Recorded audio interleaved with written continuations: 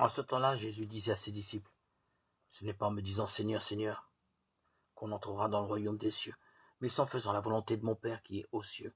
Ce jour-là, beaucoup me diront, Seigneur, Seigneur, n'est-ce pas en ton nom que nous avons prophétisé, en ton nom que nous avons expulsé les démons, en ton nom que nous avons fait beaucoup de miracles? Alors je leur déclarerai, je ne vous ai jamais connu, écartez-vous de moi, vous qui commettez le mal. Ainsi celui qui entend les paroles que je dis là et les met en pratique est comparable à un homme prévoyant qui a construit sa maison sur le roc. La pluie est tombée, les torrents ont dévalé, les vents ont soufflé, se sont abattus sur cette maison.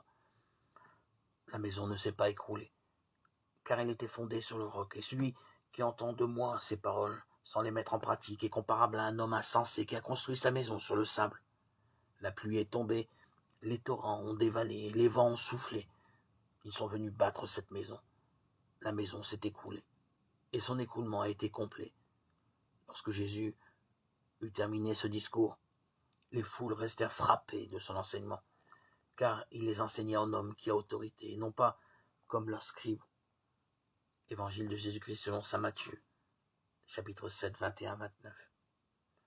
La volonté du Père sur moi est que je ne fasse qu'un avec son Fils, et c'est la grâce reçue le jour de mon baptême.